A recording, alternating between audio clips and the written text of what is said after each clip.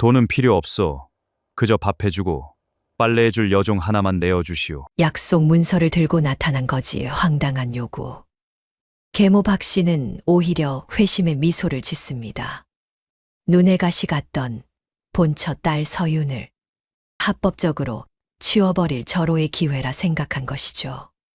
결국 계모는 가문의 귀한 정녀를 하루아침에 거지의 여종으로 만들어 내쫓아버립니다. 이복 동생 채화가 뿌리는 소금 세례를 받으며 서윤은 말없이 거지의 뒤를 따라 산속 오두막으로 향합니다. 본처 딸을 거지의 노비로 팔아버린 계모의 잔혹한 선택. 계모가 제 손으로 던진 이 악수가 훗날 어떤 부메랑이 되어 돌아오게 될까요? 사연 시작 전 구독과 좋아요 눌러주시면 영상 제작에 큰 힘이 됩니다. 이야기 시작합니다. 먼 옛날 한양 도성 북촌 언덕배기에 이참판댁이라 불리는 기와집이 있었습니다. 아직 닭도 울지 않은 이른 새벽이었습니다. 이 집안의 주인 이참판 이정원은 관복 대신 무명 두루마기를 걸치고 조용히 안채를 나서고 있었습니다. 이참판은 병조참판을 지낸 노장이었습니다. 머리칼과 수염에는 이미 서리가 내렸으나 등줄기만큼은 여전히 꼿꼿했습니다. 30년 관직 생활 동안 권세 앞에 허리 한 번 굽히지 않았다는 소리를 들을 만큼 강직하기로 이름이 높은 어른이었지요. 임금 또한 그 성품을 잘 아는지라 이번 밀명을 내릴 때 망설임이 없었습니다. 국경 인근 고을의 민심이 심상치 않다 하니 자맹으로 직접 살피고 오라는 것이었지요. 언제 돌아올 수 있을지 이참판 자신도 알 수 없는 길이었습니다. 대문 앞에는 가마 하나와 호위 무사 둘, 몸종 하나가 대기하고 있었습니다. 떠나기 전 이참판은 잠시 걸음을 멈추고 뒤를 돌아보았습니다. 안채 쪽 창호지에 불빛 하나가 가물거리고 있었지요. 저 불빛이 자신이 없는 동안 꺼지지 않고 버텨줄 수 있을지 이참판은 그것이 못내 마음에 걸렸습니다. 서윤아.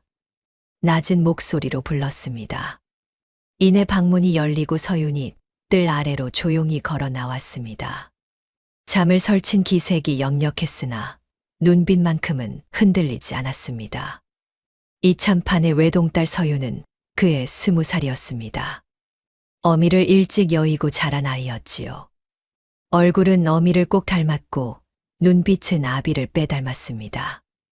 어릴 적부터 사랑채 서책들을 몰래 꺼내 읽을 만큼 총명했으며 아비의 빈자리를 말없이 메워가며 조용히 이 집안을 떠받쳐 온 아이였지요. 그러나 어미 없이 자란다는 것이 어떤 것인지를 서윤은 너무 일찍 알아버렸습니다. 계모 박 씨가 들어오고 이복 동생 채화가 생긴 이후로 서윤의 하루하루는 보이지 않는 곳에서 조금씩 깎여 나가고 있었지요. 내 돌아올 때까지 집안의 기강을 바로 세우거라. 이참판이 말했습니다. 서윤은 두 손을 가지런히 모아 허리를 숙였습니다. 예, 아버지. 부디 건강히 다녀오십시오. 짧고 단단한 인사였습니다. 이참판은 더 말을 잇지 않았습니다. 가마에 몸을 실으며 이참판은 눈을 감았습니다. 계모 박 씨와 이복달 채화가 서윤을 어떻게 대하는지 이참판이 모르는 바가 아니었습니다. 밥상머리에서 서윤의 몫이 자꾸 줄어드는 것도 바느질이며 심부름을 서윤에게만 미루는 것도 틈만 나면 서윤을 집안 눈에 보이지 않는 자리로 밀어내려 한다는 것도 알고 있었지요. 그러나 이참판은 끝내 말을 삼켰습니다. 자신이 없는 사이 박 씨의 심기를 건드렸다가 서윤이 더 큰 곤욕을 치를까 두려웠기 때문이었습니다. 그 두려움이 입을 막아왔고 그 침묵이 딸을 더 깊은 벼랑 끝으로 밀어넣을 수도 있다는 것을 이참판은 차마 오래 들여다보려 하지 않았지요. 가마가 천천히 움직이기 시작했습니다. 좁은 골목을 빠져나가 큰 길로 접어드는 동안 이참판은 끝내 눈을 뜨지 않았습니다. 새벽 어둠 속으로 가마 소리가 잦아들고 마당에 홀로 남은 서윤의 두 발끝 위로 눈이 소복하게 쌓여갔습니다. 가마가 완전히 사라지고 나서야 서유는 천천히 고개를 들었습니다. 그 눈빛에는 울음도 없었고 기대도 없었습니다. 다만 이미 각오한 사람만이 지을 수 있는 조용한 단단함이 있을 뿐이었지요. 아버지가 돌아오기 전에 이 집에서 무언가 일이 생길 것이라는 것을 서유는 어렴풋이 느끼고 있었습니다. 이참판이 떠난 지 사흘이 지난 어느 날 오후였습니다. 이참판 댁 소슬대문 앞에 남루한 차림의 사내 하나가 나타났지요. 누더기나 다름없는 헌 옷을 걸치고 흙투성이 집신을 신은 그 사내는 문간 앞에 멀거니 서서 한동안 집을 올려다보았습니다. 헝클어진 머리카락 사이로 번뜩이는 눈빛이 아니었다면 길바닥을 떠돌며 밥을 구걸하는 거지와 다름없는 행색이었습니다. 사내의 이름은 이신이었습니다. 그러나 이 집 문 앞에 선대는 단순한 빛 독촉만이 아닌 아직 아무도 알지 못하는 또 다른 이유가 있었지요. 이신이 소매 깊숙이 품고 온 것은 문서 한 장이었습니다. 수년 전 이참판이 큰 은혜를 입은 뒤 친필로 써준 약조였지요. 이 문서를 지닌 자가 무엇을 청하든 들어주겠노라는 세상에 단 한 장뿐인 글이었습니다. 이신이 이것을 손에 넣은 것은 2달 전이었습니다.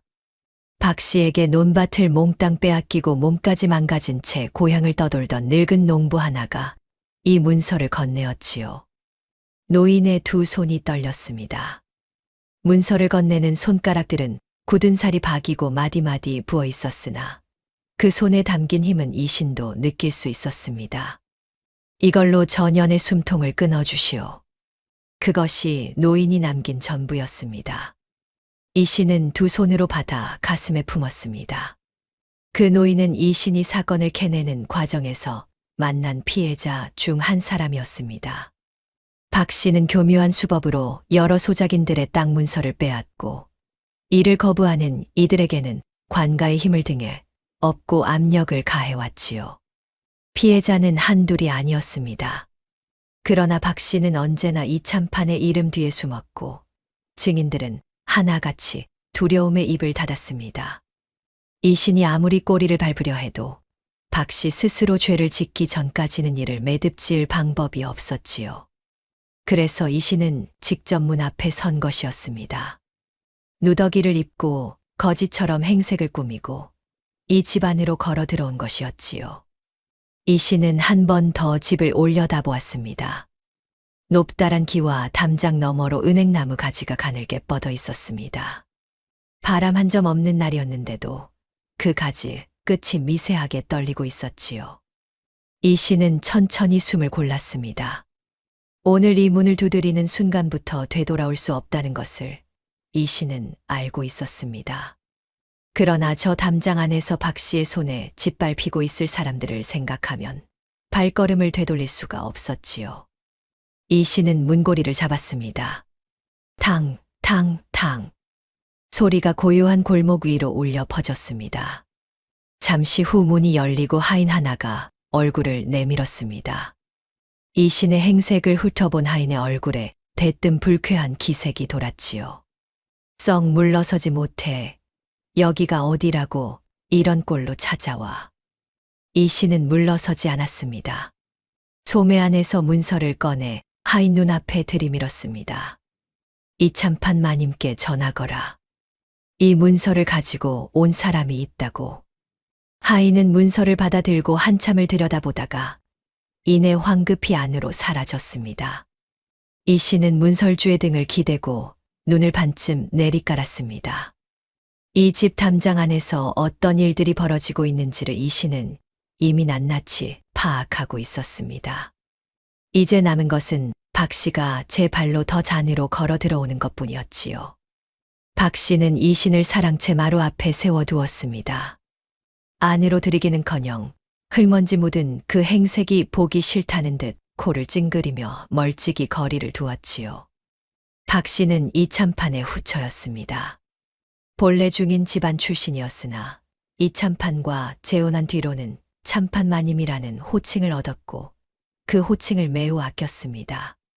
살이 오른 볼과 번들거리는 비단 치마가 그 호칭이 박 씨에게 얼마나 잘 맞는 옷이 되었는지를 말해주고 있었지요.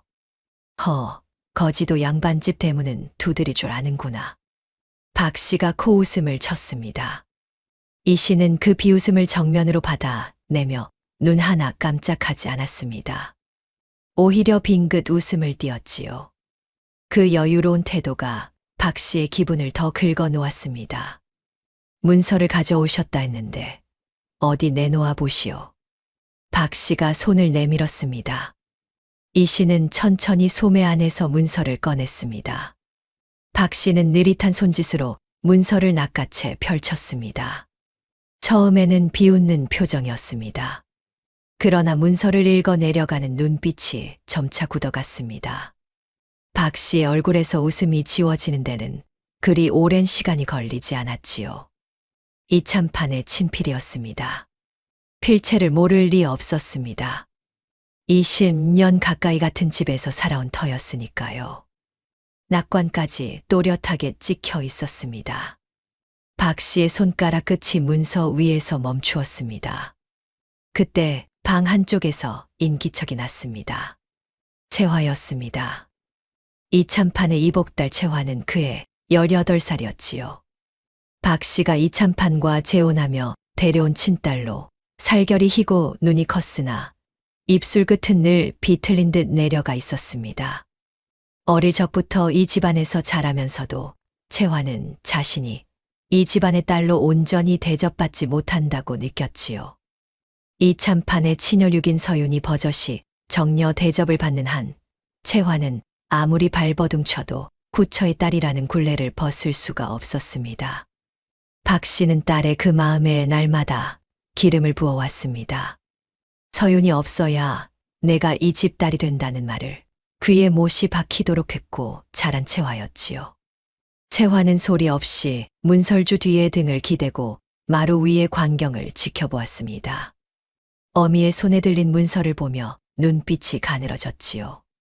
저 문서가 무엇인지 채화는 알 수 없었습니다. 그러나 어미의 낯빛이 저렇게 굳어지는 것은 무언가 예사롭지 않은 일이 생겼다는 뜻이었습니다. 박 씨는 문서를 거칠게 도로 접어 이신에게 내밀었습니다. 이게 진짜라고 생각하는 거요? 목소리가 약간 갈라졌습니다. 이신은 웃지 않았습니다. 진짜입니다. 이참판 마님께서도 아시겠지요. 박 씨는 잠시 이신을 노려보았습니다. 그리고 천천히 시선을 내리깔며 문서를 다시 펼쳤습니다. 필체가 맞았습니다. 낙관이 맞았습니다. 박 씨는 입안이 바짝 말라오는 것을 느꼈지요. 박 씨는 한동안 문서를 응시했습니다. 손끝이 가늘게 떨렸지요. 이신의 눈길을 피해 시선을 돌렸으나 어디를 봐도 그 친필 낙관이 눈앞에 어른거리는 것 같았습니다. 결국 박 씨는 무겁게 입을 열었습니다. 무엇이 필요하여 찾아왔소? 이 씨는 잠시 주저하는 척뜸을 들이다 말했습니다. 돈은 필요 없습니다. 가문이 망해 혼자 지내기 벅차니 밥이나 해주고 빨래나 해줄 여종 하나만 내어주시오. 그러면 이 문서는 제가 태워버리겠습니다. 박 씨의 눈이 순간 가늘어졌습니다. 이 신을 머리끝부터 발끝까지 훑어보는 눈빛이었지요. 저 남루한 행색이 사실이든 거짓이든 이 문서 하나를 처리할 수만 있다면 피해를 최소화할 수 있었습니다. 박 씨는 속으로 재빠르게 샘을 굴렸습니다. 어떤 종이든 상관없겠소. 박 씨가 천천히 물었습니다. 그 물음 뒤에는 아직 드러나지 않은 속셈이 가득 담겨 있었지요. 이 신의 눈빛이 순간 흔들렸습니다. 박 씨는 눈치채지 못했습니다. 그러나 그것은 당혹감이 아니었습니다. 박 씨의 성정을 이미 꿰고 있던 이 씨는 이 질문이 나올 것을 미리 알고 있었습니다. 흔들린 것은 눈빛이 아니라 가슴 깊숙한 곳이었지요. 이 판을 끝까지 밀고 가야 한다는 것을 알면서도 그 대가를 치러야 할 사람이 죄 없는 여인이라는 사실이 이 신의 가슴 한켠을 무겁게 눌렀습니다. 상관없습니다. 이 신이 답했습니다.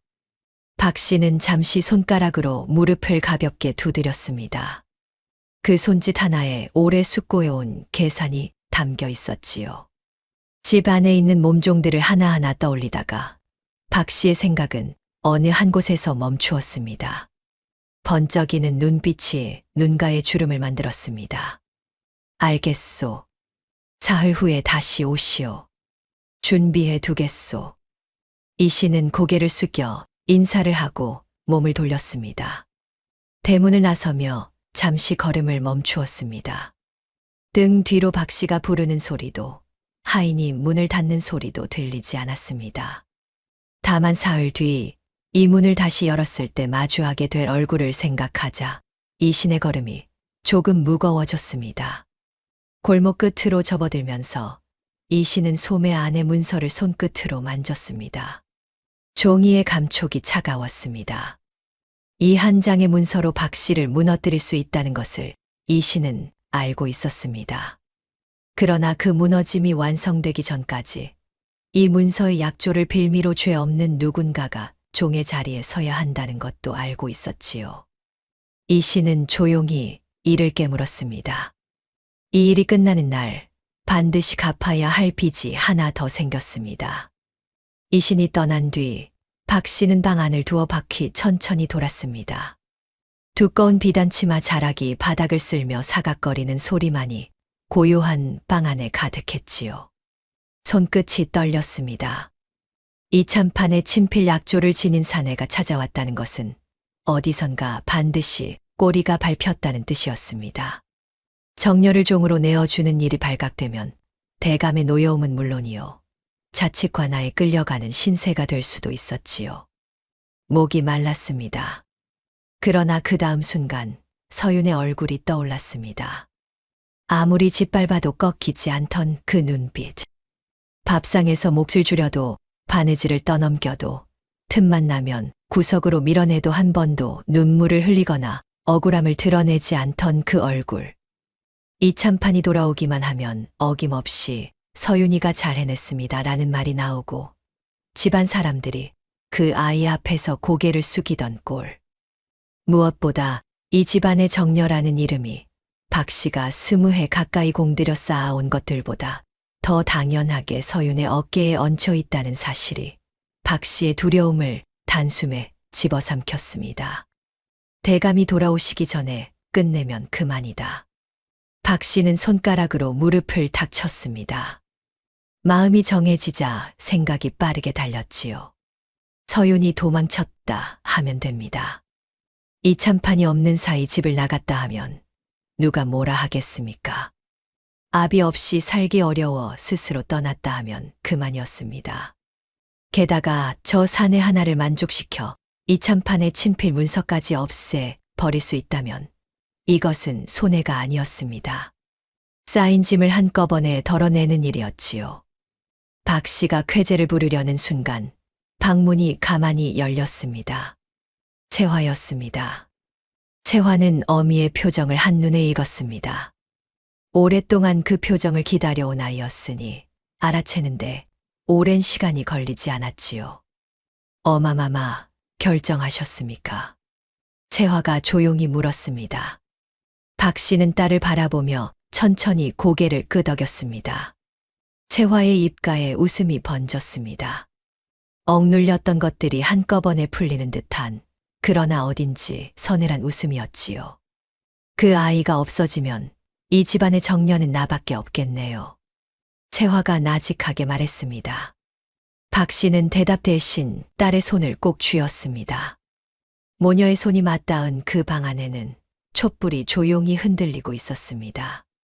바깥에는 바람 한 점 없는데도 촛불은 이유 없이 흔들리다 이내 가늘게 잦아들었지요. 그 시각 서윤은 부엌 한켠에서 식어버린 밥 한 그릇을 혼자 먹고 있었습니다. 오늘도 상은 차려지지 않았습니다. 그러나 서윤은 그것에 놀라지 않았지요. 사발을 내려놓으며 바깥에 내리는 찬 별빛을 잠시 바라보다가 서윤은 조용히 일어나 그릇을 씻었습니다. 어디선가 이 집에 변화가 오고 있다는 것을 서윤은 마음 한켠에서 느끼고 있었습니다. 그러나 그것이 어디서 어떤 모양으로 오는지는 아직 알 수 없었지요. 사흘이 지났습니다.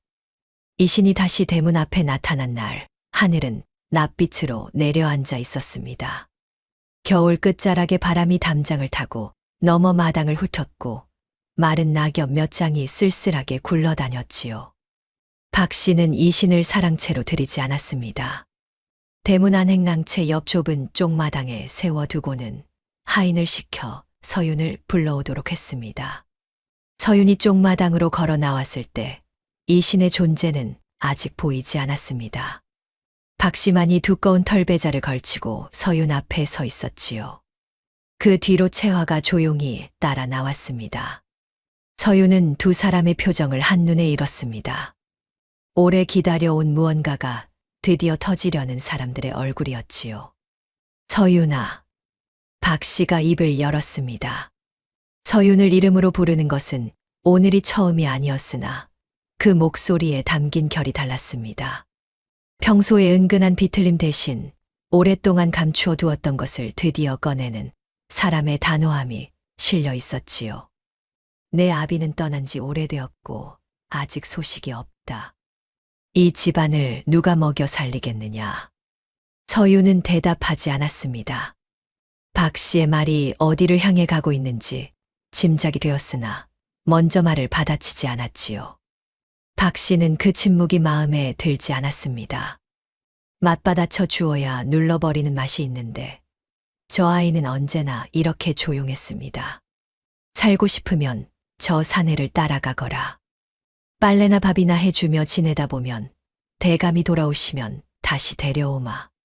새빨간 거짓말이었습니다. 박 씨 자신도 알고 있었지요. 그러나 그 거짓말을 서윤이 믿든 믿지 않든 박 씨에게는 상관없었습니다. 서윤을 이 집 대문 밖으로 내보내는 것. 그것이 오늘의 목적이었으니까요. 너는 이제 이 집 딸이 아니다. 박 씨가 마지막으로 말했습니다. 선언하듯 오래 준비해 온 말처럼 또렷하게. 서윤은 박 씨를 바라보았습니다. 그 눈빛에는 충격도 없었고 울음도 없었습니다. 그저 오래 알고 있었던 것을 이제야 확인한 사람의 눈빛이었지요. 박 씨는 그 눈빛이 싫었습니다. 아무리 짓밟아도 꺾이지 않는 저 눈빛이 어릴 적부터 죽도록 싫었습니다. 서윤이 눈물이라도 쏟아내었으면, 소리라도 질렀으면 그 편이 차라리 나았을 것이었지요. 저렇게 조용히 받아내는 것이 박 씨에게는 가장 견디기 어려운 일이었습니다. 서윤은 박 씨에게 조용히 고개를 숙였습니다. 그리고 돌아섰습니다. 쪽마당 담장 그늘 아래 서 있는 이신과 처음으로 눈이 마주쳤지요. 이신은 서윤의 눈빛을 똑바로 받아냈습니다. 서윤은 시선을 피하지 않았습니다. 그 짧은 순간에 두 사람 사이에는 말 한마디 오가지 않았으나 무언가 조용한 것이 공기 속에 스쳤습니다. 채화는 그 광경을 지켜보며 끝내 입꼬리를 올렸습니다. 오랫동안 기다려 온 아침이 드디어 밝아온 것이었지요. 이신이 서윤을 데려가기로 한 날, 박 씨는 서윤을 떠나보내기 전에 한 가지를 더 하기로 마음먹었습니다. 그냥 내보내는 것으로는 성이 차지 않았지요. 오랫동안 이 집 정려 행세를 해온 저 아이가 자신의 진짜 신분이 무엇인지를 몸으로 알고 떠나야 했습니다. 박 씨는 몸종을 시켜 서윤을 후원 쪽 작은 방에 가두고는 고운 옷부터 벗겼습니다. 서윤이 즐겨 입던 은회색 명주 저고리와 연두빛 치마가 방바닥에 내던져졌습니다. 박 씨가 직접 가져온 것은 낡고 빛바랜 삼배 옷이었지요. 빨래를 거듭해 올이 풀리고 무릎 쪽은 거칠게 기워진 옷이었습니다. 집안 가장 낮은 곳에서 일하는 노비들이나 입는 것이었지요. 입어라. 박 씨가 말했습니다. 서윤은 잠시 그 옷을 내려다보았습니다. 그리고 아무 말 없이 옷을 집어들었습니다.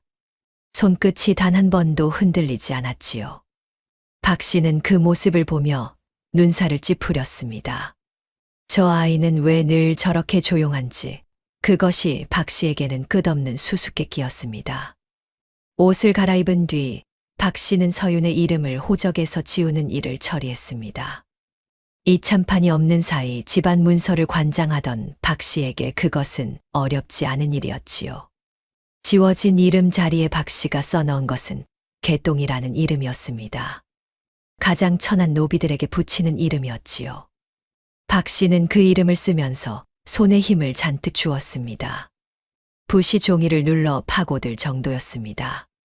채화는 방문 밖에 서서 이 모든 것을 지켜보았습니다. 서윤이 낡은 삼배 옷을 입고 방 한가운데 서 있는 것을 보자 채화는 끝내 웃음을 참지 못했지요. 잘 어울리네. 처음부터 그 옷이 맞는 차림이었던 거야. 채화가 방문을 열고 들어서며 말했습니다. 서윤은 채화를 향해 시선을 주지 않았습니다. 벽 한쪽을 바라보며 조용히 서 있을 뿐이었지요. 채화는 그 무관심이 기다렸던 비웃음보다 더 자신을 불쾌하게 만든다는 것을 알았습니다. 화가 치밀었지만 채화는 그것을 드러내지 않으려 노력했습니다. 앞으로는 서윤이라 부르지 않을 거야. 개똥아. 채화가 또렷하게 말했습니다. 서윤의 얼굴에 아무런 변화도 없었습니다. 채화의 말이 아무 상처도 내지 못하고 그냥 흘러내리는 것 같았지요. 채화는 주먹을 꼭 쥐었습니다. 저 눈빛 하나가 채화를 가장 분노하게 만드는 것이었습니다. 짓밟혀 주지 않는 눈빛, 무너져 주지 않는 자세가 채화의 오래된 상처를 건드렸지요.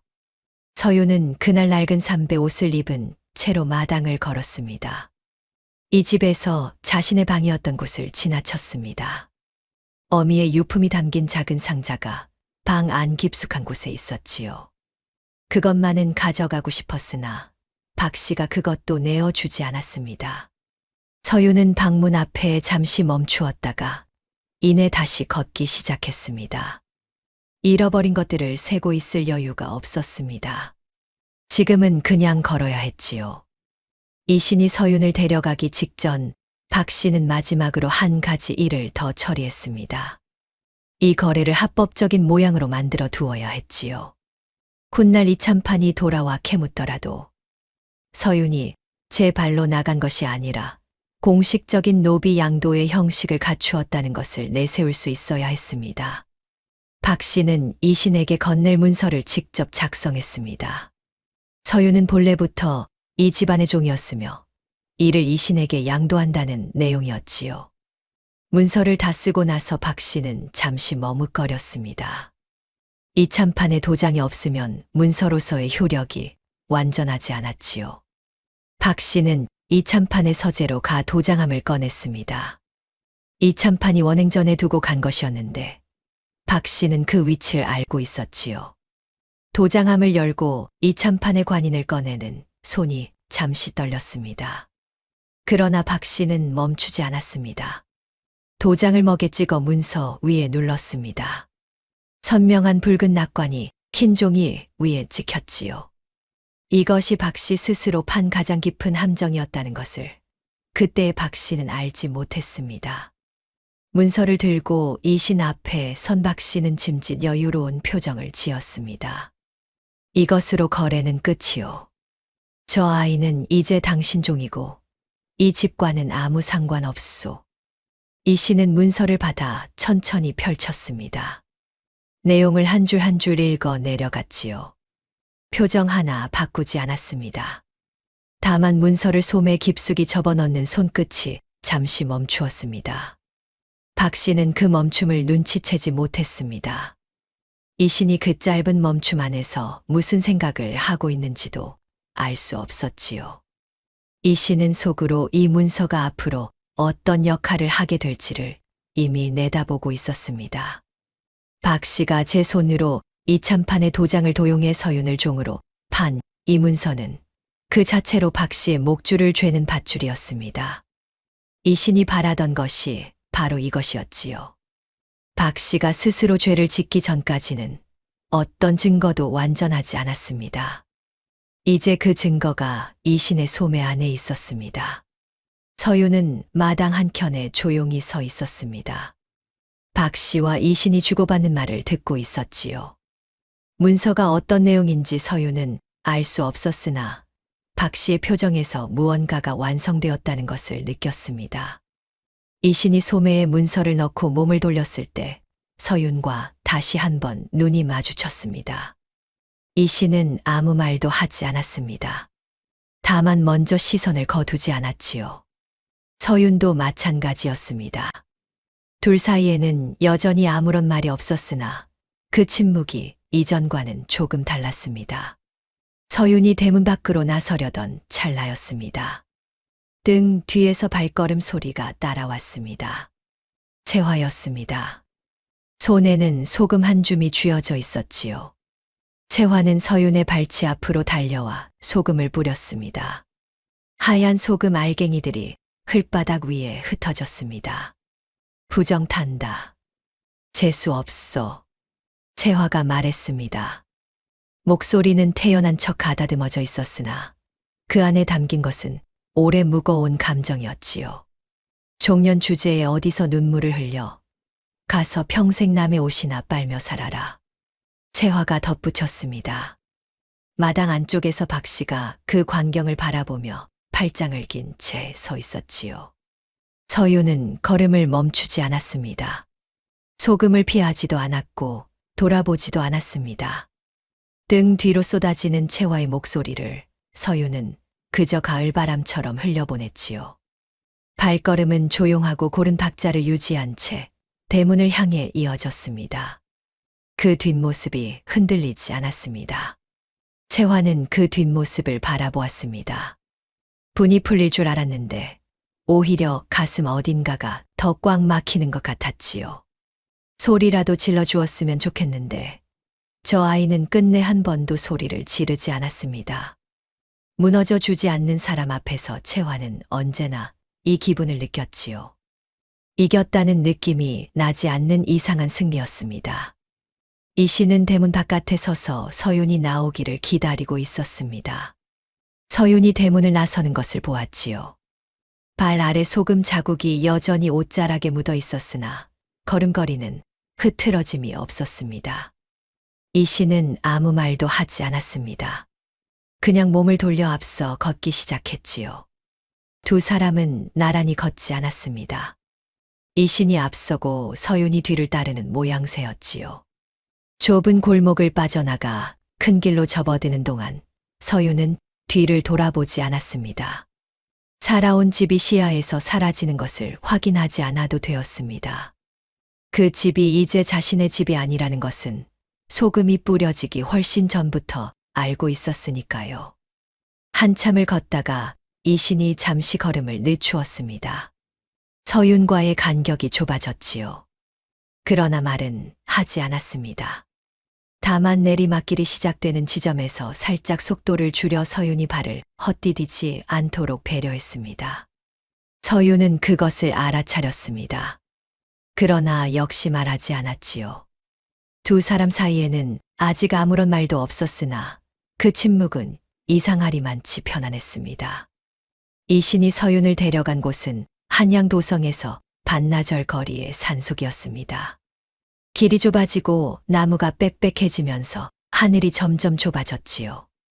잡초가 무릎까지 자란 오솔길을 한참 헤치고 들어가자 낡은 오두막 하나가 나타났습니다.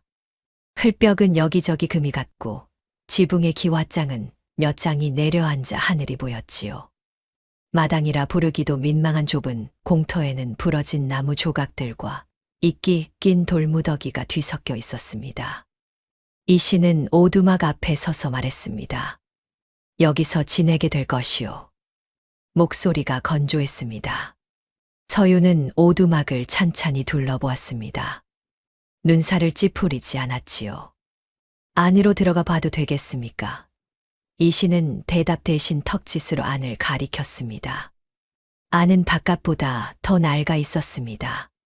쌓인 먼지가 손가락으로 선을 그을 수 있을 만큼 두꺼웠고 구석에는 거미줄이 쳐져 있었지요. 서윤은 안을 한 바퀴 천천히 돌아보더니 마당으로 나와 이신을 바라보았습니다. 빗자루가 있습니까? 이신이 잠시 멈추었습니다. 예상하지 못한 질문이었지요. 헛간 한쪽을 가리켰습니다. 서윤은 소매를 걷어붙이고 청소를 시작했습니다. 빗자루로 먼지를 쓸고 걸레로 바닥을 닦고 구석에 거미줄을 쳐냈지요. 이 씨는 처음에는 그 모습을 보다가 이내 자신의 짐을 풀기 시작했습니다. 그러나 눈길은 서윤에게서 완전히 떼어지지 않았습니다. 해가 기울기 시작할 무렵이 되자 이 씨는 마당에 빨랫감을 내어놓았습니다. 산더미 같은 양이었지요. 무명적산부터 두루마기까지 쌓아놓으니 서윤의 키를 넘을 것 같았습니다. 이 씨는 팔짱을 낀 채 말했습니다. 오늘 안에 다 빨아두시오. 단호한 목소리였습니다. 서윤을 종으로 대하는 태도 그대로였지요. 이신이 그렇게 해야 한다는 것을 알면서도 말이 입 밖으로 나오는 순간 묘하게 입맛이 쓰렸습니다. 서윤은 그 빨랫감 앞에 서서 한동안 바라보았습니다.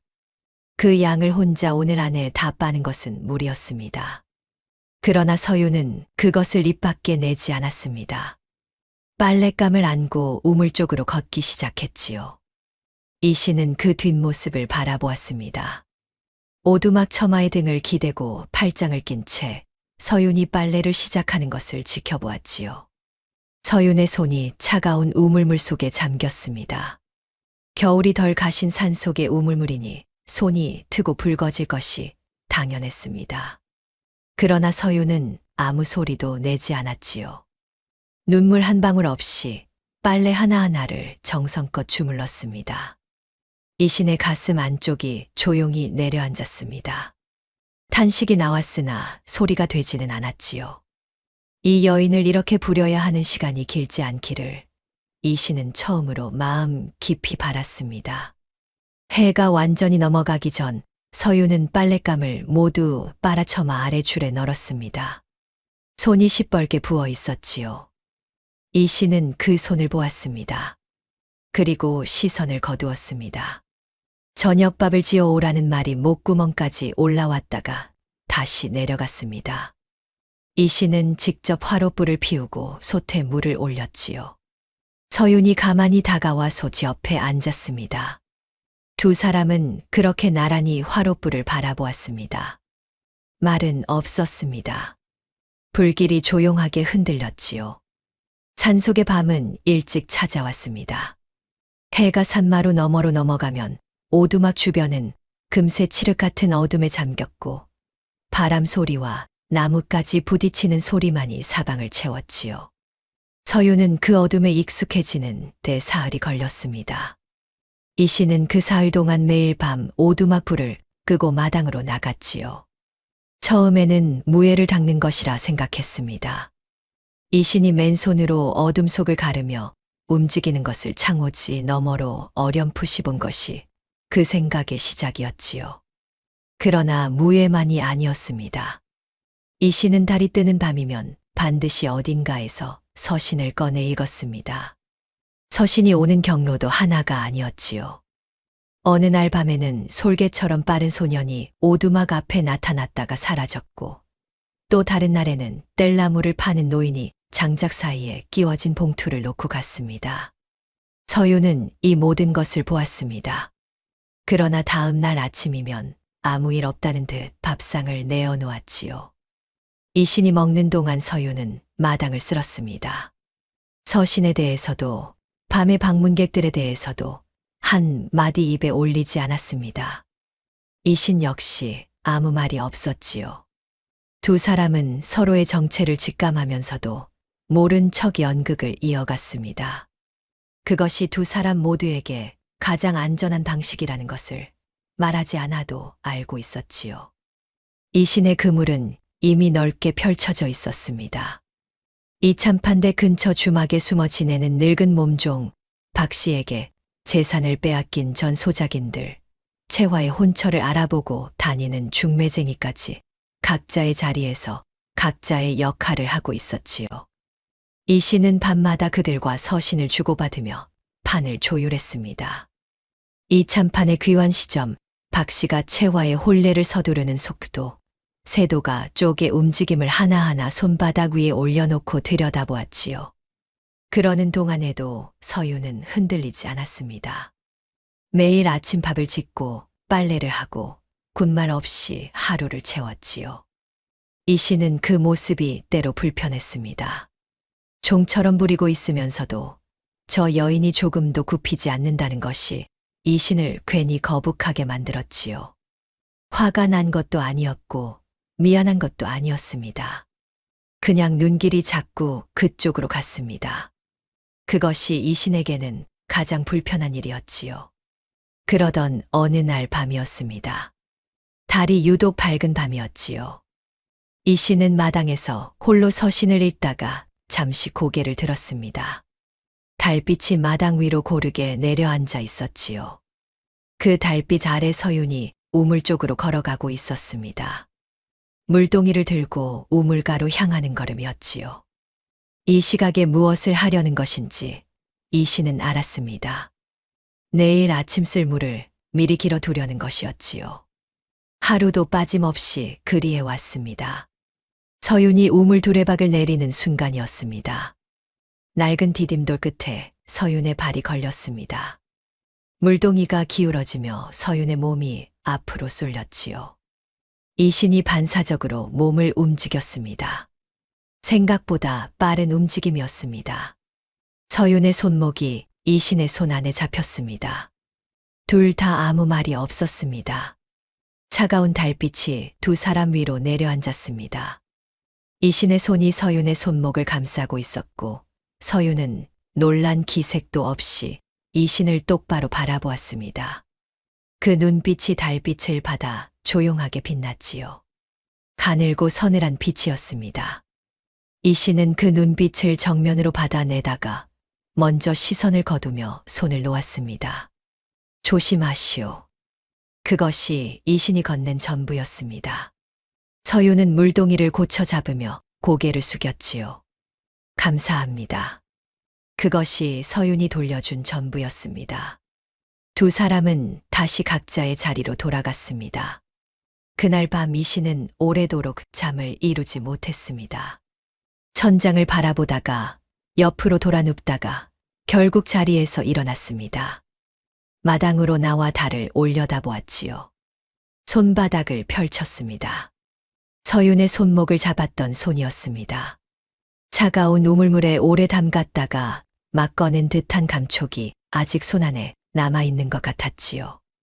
이 씨는 손을 꼭 쥐었다가 다시 폈습니다. 이 일이 끝나는 날까지 마음이 흔들려서는 안 된다는 것을 알고 있었습니다. 이 씨는 지금껏 그 원칙을 어긴 적이 없었지요. 감정이란 판을 흐리는 것이었고 판이 흐려지면 사람이 다쳤습니다.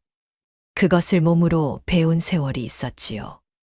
그러나 그 안과 지금 이 마당에 혼자 서 있는 것은 전혀 다른 문제였습니다. 이 씨는 서윤이 처음 대문을 나서던 날을 떠올렸습니다.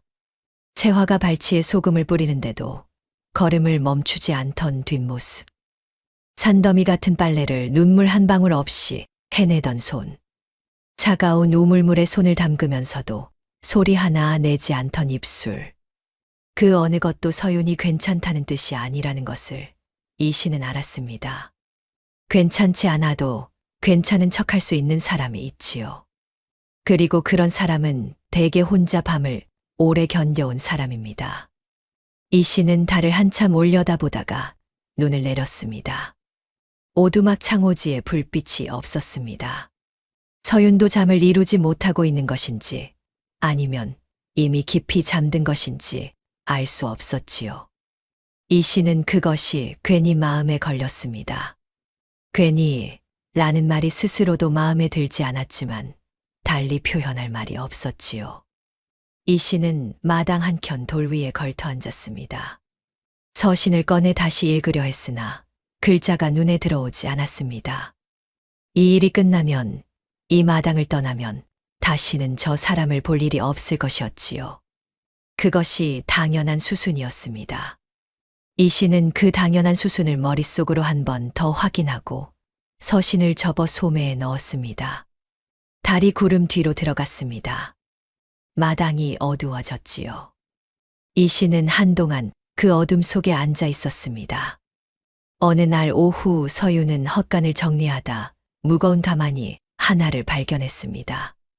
이 신이 서윤을 데려오던 날 새벽 지고 온 것으로 그 이후로 헛간 깊숙한 곳에 놓인 채 손이 닿지 않았던 것이었지요.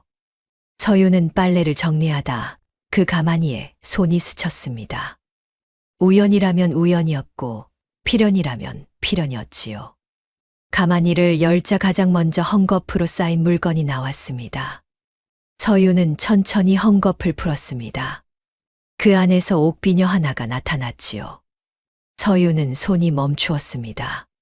서늘한 옥의 감촉이 손끝에 전해졌지요. 이 비녀를 서윤은 알고 있었습니다. 어린 시절 어미의 머리에 꽂혀 있던 것이었습니다. 어미가 세상을 떠나던 날 이후로 행방이 묘연했던 것이었지요. 서윤은 비녀를 두 손으로 감쌌습니다. 눈이 뜨거워졌으나 눈물은 흘리지 않았습니다. 헝겊 아래에는 문서 꾸러미가 있었습니다. 서윤은 한 장씩 펼쳤습니다. 읽어 나갈수록 손이 떨렸지요. 그 안에는 박 씨가 여러 소작인들의 땅 문서를 교묘한 방식으로 빼앗아 온 과정이 낱낱이 적혀 있었습니다. 피해자들의 이름, 날짜, 박 씨가 관가의 힘을 등에 업고 압력을 가한 정황들이 꼼꼼하게 정리되어 있었지요.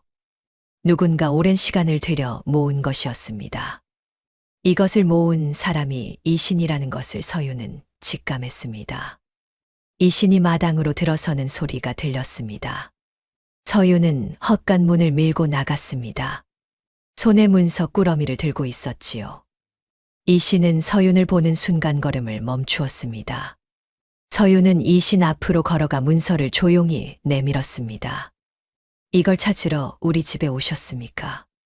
낮고 또렷한 목소리였습니다. 이신은 한동안 말이 없었습니다. 문서와 서윤의 얼굴을 번갈아 보다가 이내 천천히 입을 열었지요. 가만히는 건드리지 말라 했을 텐데 말씀하신 기억이 없습니다. 서윤이 담담하게 답했습니다. 이신은 할 말이 없었습니다. 사실 그 말을 한 적이 없었지요. 이신은 잠시 눈을 감았다가 떴습니다. 서윤은 여전히 그 자리에 서서 이신을 바라보고 있었습니다. 눈에 원망도 분노도 없었습니다. 다만 알고 싶다는 눈빛이었지요. 이신의 위장이 무너지는 순간이었습니다. 더 이상 모른 척을 이어갈 수가 없었습니다. 이신은 문서를 받아들고 오두막 안으로 먼저 걸어 들어갔지요. 서윤이 뒤를 따랐습니다. 두 사람은 화롯불 앞에 마주 앉았습니다. 이신이 모든 것을 말하기까지 오랜 시간이 걸리지 않았습니다. 박 씨가 저지른 일들, 노인에게서 받은 약조 문서, 이 오두막까지 오게 된 경위를 차례로 이야기했지요. 서윤은 끊지 않고 들었습니다. 이신의 말이 끝났을 때 서윤은 한동안 화롯불을 바라보다 조용히 물었습니다. 그 가마니는 어디서 가져오셨습니까? 어머니의 옛 몸종에게서 수거해왔소. 박 씨가 모르도록 일찍 움직였지요. 서윤은 더 묻지 않았습니다. 두 손으로 비녀를 꼭 쥔 채 눈을 내리깔았지요. 이신은 그 모습을 바라보다 시선을 거두었습니다. 화롯불이 조용하게 타고 있었습니다. 봄이 오기도 전에 박 씨는 혼례를 서둘렀습니다. 이참판이 원행을 떠난 지 2달이 넘어가고 있었지요. 박 씨는 그 시간을 허투루 쓰지 않았습니다. 서윤을 내보낸 뒤 집안의 장악력이 한층 높아진 것을 확인하고는 오래전부터 눈여겨보아 온 세도가 집안에 재화를 들이밀기 시작했습니다. 상대는 한성부에서 손꼽히는 권세가의 셋째 아들이었지요. 혼처로서 부족함이 없었습니다. 박 씨는 빠르게 움직였습니다. 중매쟁이를 불러 나를 잡고 예물을 보내고 잔칫날을 정했지요. 이참판이 돌아오기 전에 모든 것을 기정사실로 만들 작정이었습니다.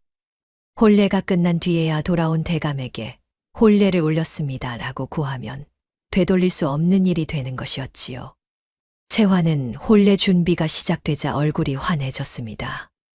비단 혼례복을 고르고 머리를 올리는 연습을 하고 잔칫날 차림을 몇 번이고 바꾸어 보았지요. 박 씨는 그런 채화를 흐뭇하게 바라보았습니다. 서윤을 내보낸 보람이 있었습니다. 이 집안의 앞길은 이제 채화가 열 것이었지요. 잔칫날이 정해진 것을 알게 된 것은 이신이었습니다.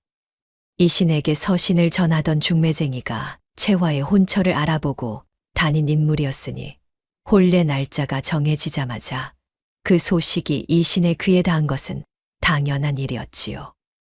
이신은 서신을 받아 펼쳤습니다. 날짜를 확인하는 순간 이신의 입가에 희미한 미소가 스쳤습니다.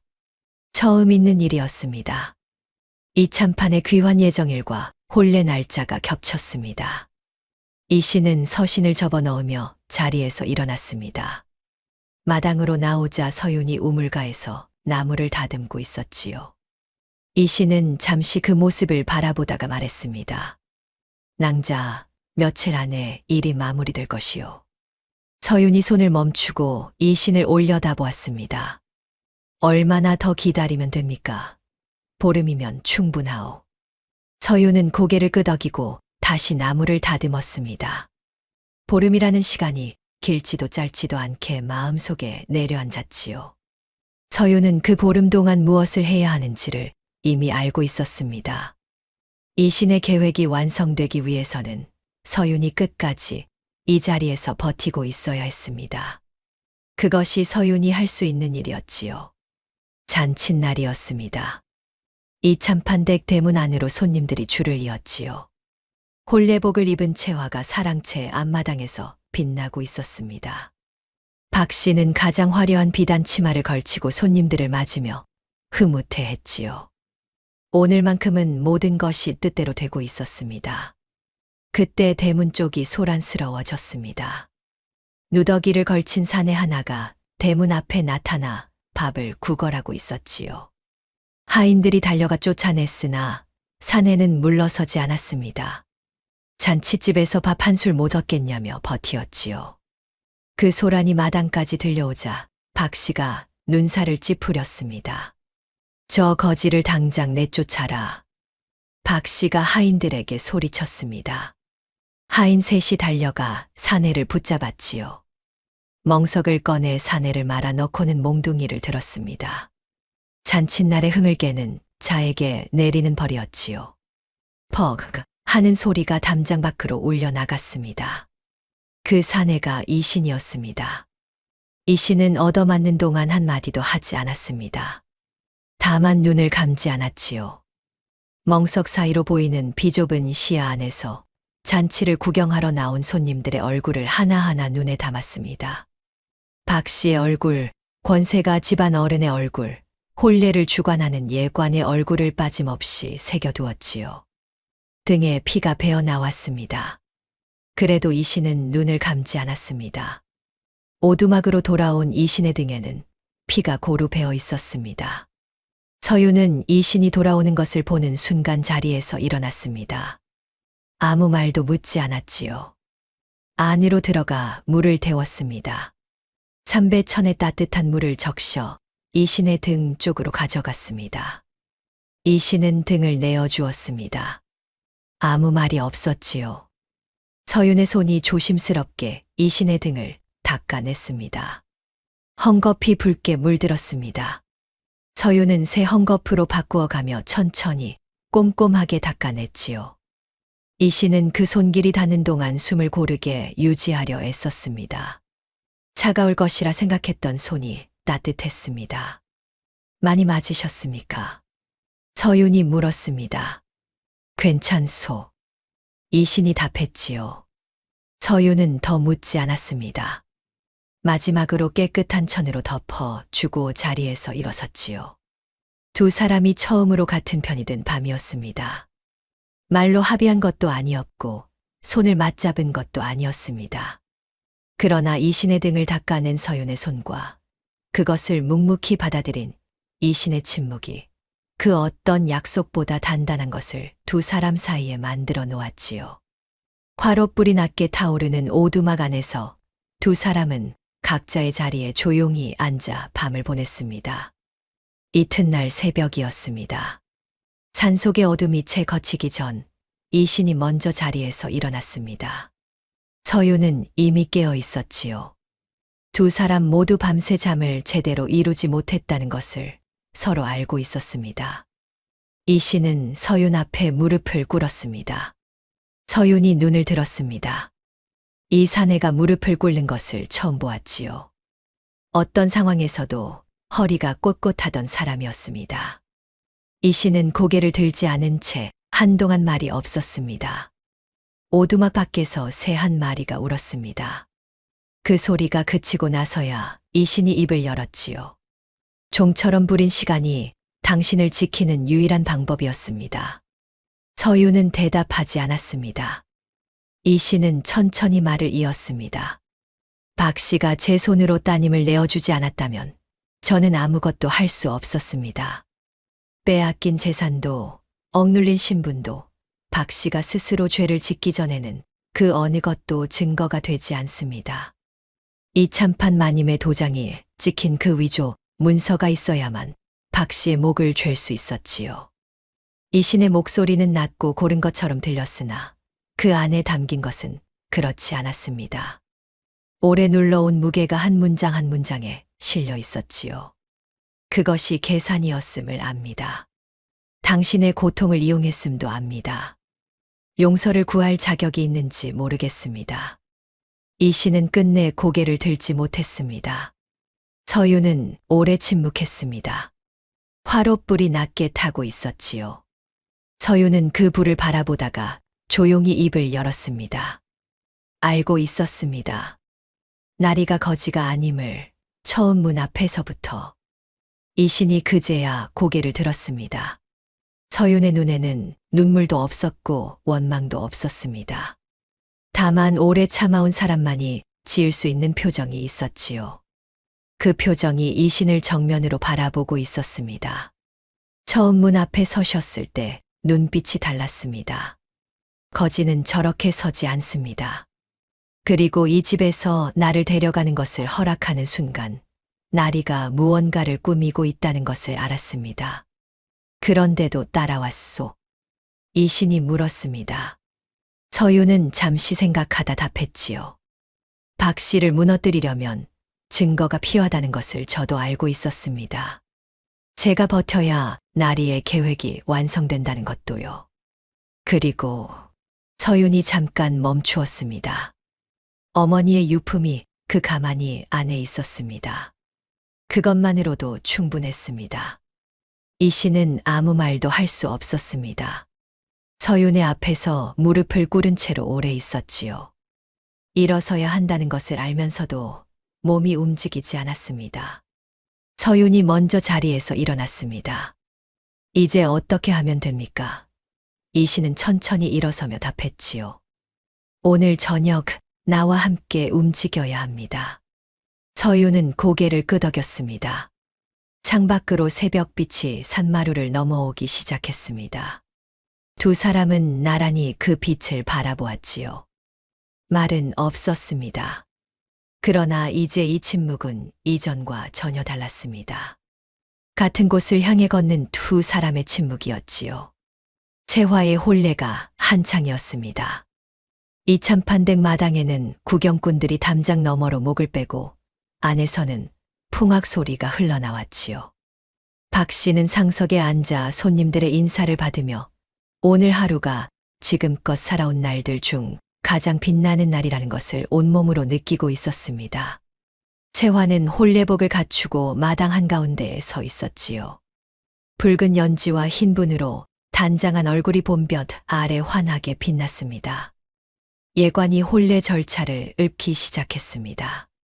맞절이 시작되려는 순간이었습니다. 쾅! 대문이 안으로 밀려 들어왔습니다. 경첩이 뜯겨나가는 소리가 풍악 소리를 단숨에 집어삼켰지요. 손님들이 술렁였습니다.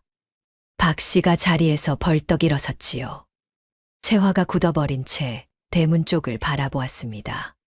포졸들이 쏟아져 들어왔습니다. 그 수가 열을 넘었고 손에는 저마다 포박줄과 몽둥이가 들려 있었지요. 구경꾼들이 비명을 지르며 흩어졌습니다. 마당이 순식간에 뒤집혔습니다. 포졸들의 뒤를 이어 한 사내가 대문을 넘어섰습니다. 며칠 전까지만 해도 멍석에 말려 몽둥이를 맞던 그 누더기 사내였습니다. 그러나 지금의 이씨는 달랐습니다. 깨끗한 관복을 갖추어 입고 허리에는 마패를 찼으며 등줄기는 곧았지요. 행색이 달라지니 사람이 달라 보였습니다. 아니, 사람이 달라진 것이 아니라 감추었던 것이 비로소 드러난 것이었습니다. 이씨는 마당 한가운데에 서서 마패를 높이 들었습니다. 어사출두야. 목소리가 마당을 가득 채웠습니다. 박 씨의 얼굴에서 핏기가 가셨습니다. 다리에 힘이 빠졌지요. 상석에 앉아 있다가 그 자리에 그대로 주저앉아 버렸습니다. 어느 안전이라고 소리를 질렀으나 목소리가 제대로 나오지 않았습니다. 채화는 홀레복 자락을 두 손으로 움켜쥔 채 굳어버렸지요. 혼처 집안 어른들은 서로 눈치를 보다가 슬그머니 자리에서 일어나기 시작했습니다. 이 씨는 박 씨를 똑바로 바라보았습니다. 그 눈빛 앞에서 박 씨는 더 이상 소리를 지르지 못했습니다. 평생 남의 위에 굴림해 온 박 씨였으나 그 눈빛 하나가 박 씨의 모든 기세를 꺾어버렸지요. 이 씨는 천천히 박 씨를 향해 걸어갔습니다. 발걸음 소리가 고요해진 마당에 또렷하게 울렸습니다. 포졸들이 박 씨의 좌우를 에워쌌지요. 그때 대문 밖에서 가마 하나가 천천히 들어섰습니다. 가마는 조용하고 천천히 움직였습니다. 마당이 쥐 죽은 듯 고요해진 가운데 가마꾼들이 가마를 내려놓고 물러섰지요. 문이 열렸습니다. 먼저 하얀 손 하나가 나왔습니다. 그 손이 가마 문설주를 짚고 이어서 옥색과 금빛이 어우러진 비단 치마 자락이 흘러내렸습니다. 그리고 여인이 내렸지요. 눈부신 정경부인 차림이었습니다. 머리에는 저기를 갖추고 비녀는 가만히 안에서 나온 생모의 옥비녀였습니다. 낡은 삼배 옷 대신 비단을 두른 서윤이 마당에 섰지요. 이 신이 미리 준비해 두었던 옷이었습니다. 이참판 귀환 일정에 맞추어 혼례 날 하루 전 이신과 연락하던 늙은 몸종이 몰래 전해온 것이었지요. 박 씨는 서윤을 보는 순간 그 자리에서 굳어버렸습니다. 입이 열리지 않았습니다. 채화 역시 마찬가지였지요. 방금 전까지 자신의 혼례복이 이 마당에서 가장 화려하다고 생각했는데 눈앞에 선 서윤 앞에서 그 생각이 산산이 흩어졌습니다. 서윤은 마당을 가로질러 걸었습니다. 눈길은 박 씨에게도 채화에게도 머물지 않았지요. 고르고 단단한 발걸음이었습니다. 마당을 가득 채운 시선들이 서윤을 따라 움직였으나 서윤은 흔들리지 않았습니다. 이 마당에서 자신이 어떤 모양으로 보이는지를 계산하는 사람의 걸음이 아니었지요. 그저 돌아올 자리로 돌아오는 사람의 걸음이었습니다. 바로 그때 대문 밖에서 또 다른 가마가 들어섰습니다. 이번에는 의장이 달랐습니다. 참판의 의장이었지요. 이 참판 이정헌이었습니다. 원행에서 돌아오는 길에 이신의 연락을 받아 발길을 이 집으로 돌린 것이었습니다. 가마에서 내린 이 참판은 마당의 광경을 한눈에 받아들였습니다. 포졸들, 마패를 찬 이신, 주저앉은 박씨, 굳어버린 채화, 그리고 마당 한가운데에 서 있는 서윤. 이 참판의 눈이 서윤에게 닿는 순간 노장의 눈가가 붉어졌습니다. 30년 관직 생활 동안 눈물을 보인 적 없던 어른이었습니다. 그러나 낡은 삼배 옷 대신 비단을 두른 딸이 눈부신 차림으로 마당에 서 있는 것을 보자 이 참판은 두 무릎이 꺾이는 것을 느꼈지요. 서윤아. 이 참판이 불렀습니다. 그 목소리가 떨렸습니다. 서윤이 아버지를 바라보았습니다. 처음으로 서윤의 눈가가 젖어들었지요. 그러나 울음은 나오지 않았습니다. 아직 울 때가 아니었습니다. 이참판은 서윤 앞으로 걸어가 두 손으로 딸의 손을 잡았습니다. 오랫동안 손이 그 자리에 머물렀지요. 내가 지키지 못했구나. 이참판이 말했습니다. 낮고 무거운 목소리였습니다. 서윤은 고개를 저었습니다. 아버지, 저는 괜찮습니다. 그것이 서윤의 대답이었지요. 이씨는 그 광경을 바라보다 시선을 거두었습니다. 이참판의 귀환 일정에 맞추어 이 모든 것을 설계했음을 이제 마당에 있는 모두가 깨달았지요. 처음부터 끝까지 이신이 짜놓은 판이었습니다. 박 씨가 서윤을 내보내는 순간부터 오늘 이 마당까지 포졸들이 박 씨를 애워싼 가운데 박 씨는 필사적으로 소리를 높였습니다. 내 딸 홀레날에 난입한 자가 누구냐? 이참판 댁마님에게 이리 무례하게 굴어도 되는 것이냐? 목소리는 높았으나 그 안에 담긴 것은 공포였지요. 박 씨는 이신을 손가락으로 가리키며 말을 이었습니다. 저 자가 내 집딸을 납치했다. 어디서 데려가 무슨 짓을 했는지 모르나 저 자가 먼저 죄인이다. 이신은 박 씨의 목소리가 그치기를 기다렸습니다. 서두르지 않았지요.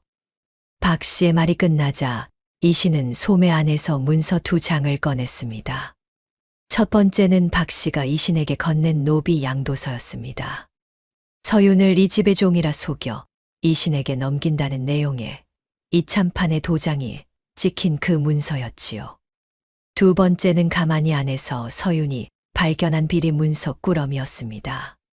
박 씨가 여러 소작인들의 땅 문서를 교묘하게 빼앗고 관가의 힘을 등에 업어 피해자들을 억눌러 온 정황이 낱낱이 적힌 것이었지요. 이 씨는 노비 양도서를 먼저 높이 들었습니다. 내가 직접 이참판 대감의 도장을 도용하여 따님을 종이라 속여 팔지 않았느냐. 박 씨의 얼굴이 굳었습니다. 이 문서에 찍힌 낙관이 무엇인지 여기 계신 대감마님께서 모르실 것 같으냐. 이는 인신매매요, 도장 도용이요, 가통을 어지럽힌 대죄다. 이 신의 목소리는 높지 않았습니다. 그러나 또렷하게 마당을 채웠지요. 이참판이 이 신의 손에 들린 문서를 보았습니다. 자신의 낙관이 찍혀 있었습니다. 원행을 떠나기 전 서재 도장함에 두고 간 것이었지요. 이참판의 눈빛이 굳었습니다. 저 문서는 내가 허락한 것이 아니다. 이참판이 낮게 말했습니다. 박 씨가 그것은 제가 어쩔 수 없이. 말을 더듬었으나 이신이 두 번째 문서 꾸러미를 펼쳐 들자 그 말도 흐지부지 끊겼습니다. 이것은 마님이 지난 수년간 소작인들에게 저질러 온 일들의 기록입니다. 피해자들의 이름과 날짜가 고스란히 담겨 있으니 낱낱이 밝혀질 것입니다. 박 씨는 더 이상 소리를 내지 못했습니다. 입이 열렸다 닫혔습니다. 두 문서가 겹쳐진 채 이신의 손에 들려 있었지요. 박 씨가 오랜 시간을 들여 쌓아온 것들이 자신이 제 손으로 찍은 도장 하나 때문에 한꺼번에 무너지고 있었습니다. 이참판은 이신 앞으로 걸어가 두 문서를 직접 받아들었습니다. 한 장 한 장 익었지요. 마당이 고요했습니다. 이참판이 문서에서 눈을 들었을 때 그 얼굴에 담긴 것은 분노였습니다. 오래 참아온, 그러나 이제 더 이상 참을 이유가 없어진 분노였지요. 포박하라. 이참판의 명이 떨어졌습니다. 포졸들이 움직였습니다. 포졸들이 박 씨의 두 팔을 포박하여 일으켰습니다. 박 씨는 저항하지 않았습니다. 저항할 기력이 남아있지 않았지요. 비단 치마가 흙바닥을 끌며 구겨졌습니다. 오늘 아침까지만 해도 이 마당에서 가장 높은 자리에 앉아있던 사람이 이제 두 팔이 묶인 채 끌려가고 있었지요. 채화는 그 자리에 서 있었습니다.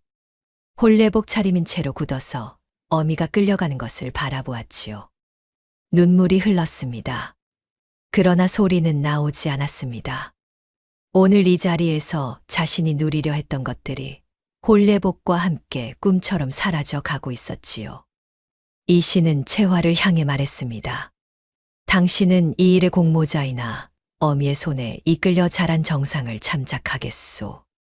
다만 이 집을 나가 조용히 살아야 할 것이오. 채화는 고개를 숙인 채 아무 말도 하지 않았습니다. 고개를 들지 못했지요. 박 씨가 마당을 가로질러 대문 쪽으로 끌려가고 있었습니다. 포졸들에게 양팔이 잡힌 채 걸음을 옮기는 박 씨의 머리에는 비녀 하나가 꽂혀 있었지요. 화려한 비단 치마와는 어울리지 않는 작고 수수한 은빛 비녀였습니다. 서윤의 눈이 그 비녀에 닿는 순간 발이 움직였습니다. 서윤은 박 씨 앞으로 걸어갔습니다. 마당에 있던 모든 시선이 서윤을 향했지요. 서윤은 박 씨 앞에 멈추어 섰습니다. 박 씨가 고개를 들어 서윤을 바라보았습니다.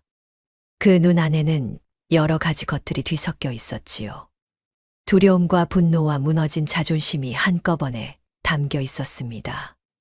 서윤은 말없이 손을 들었습니다. 그리고 박 씨의 머리에 꽂힌 비녀를 손수 뽑았습니다.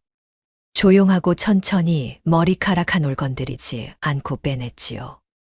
박 씨는 소리 한 번 지르지 못했습니다. 무언가 말하려 입을 열었으나 서윤의 눈빛 앞에서 그 말이 나오지 않았지요. 서윤은 비녀를 두 손으로 가슴에 품었습니다. 어미의 유품이었습니다. 박 씨가 서윤의 어머니가 세상을 떠나던 날 슬그머니 가져간 것이었지요. 수년 동안 박 씨의 머리에 꽂혀 있던 것이 이제 서윤의 손 안에 돌아왔습니다. 비녀의 감촉이 손바닥에 전해졌습니다. 차갑고 단단했지요. 서윤은 눈을 감았습니다. 어머니의 냄새가 떠오르는 것 같았습니다. 어릴 적 이 비녀를 머리에 꽂고 서윤을 바라보던 어미의 얼굴이 잠깐 스쳤지요. 서윤은 돌아보지 않았습니다. 박 씨가 대문을 넘어 사라지는 것을 확인하지 않았습니다. 비녀를 가슴에 품은 채 하늘을 잠시 바라보았지요. 봄이 오려는 하늘이었습니다. 아직 차갑지만 어딘가 빛이 달랐습니다. 이참판이 서윤의 곁으로 다가왔습니다. 딸의 어깨에 손을 올렸지요. 말이 없었습니다. 그러나 그 손의 무게 안에 담긴 것은 말보다 훨씬 많은 것이었습니다. 서윤은 아버지의 손을 느끼며 비녀를 더 꼭 쥐었습니다. 홀레는 보름 뒤에 올렸습니다. 이참판이 직접 이신을 불러 사위로 맡겠다는 뜻을 밝혔지요. 이신이 서윤을 찾아온 것이 처음부터 박 씨를 무너뜨리기 위한 계획이었음을 이참판은 알고 있었습니다. 그러나 그 계획 안에서 이신이 서윤을 어떻게 대했는지도 알고 있었지요. 종처럼 부리면서도 다치지 않도록 지켰고 그 자신이 먼저 맞아가며 서윤 곁을 지켰습니다. 이참판은 이신의 눈을 오래 들여다보다가 말했습니다. 자네가 데려가게. 홀레는 소박했습니다. 화려하게 차릴 이유가 없었지요.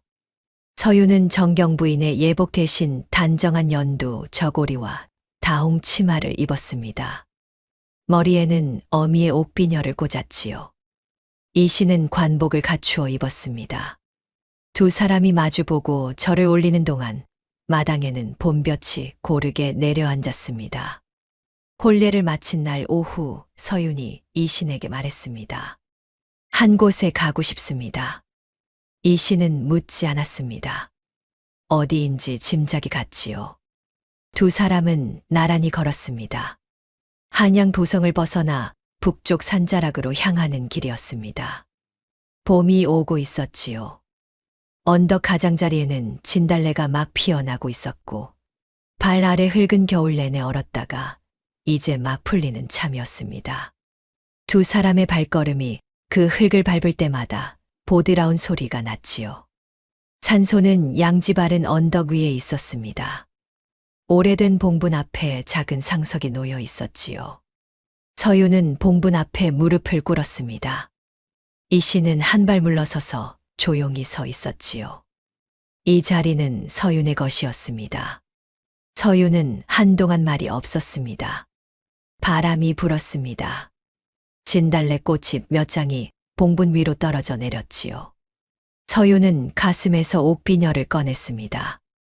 두 손으로 받쳐 봉분 앞에 내려놓았습니다. 그리고 고개를 숙였습니다. 어머니. 목소리가 가늘게 떨렸습니다. 처음이었습니다.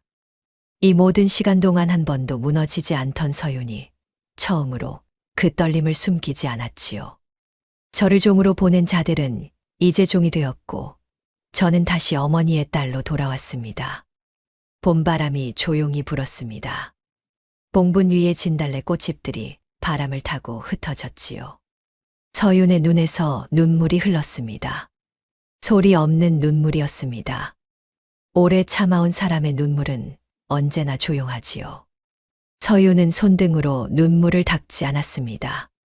그냥 흐르도록 두었습니다. 어미 앞에서만큼은 참지 않아도 되었습니다. 이씨는 뒤에서 그 모습을 바라보았습니다. 무언가 말해야 할 것 같았으나 어떤 말도 이 순간에 어울리지 않는다는 것을 알았지요.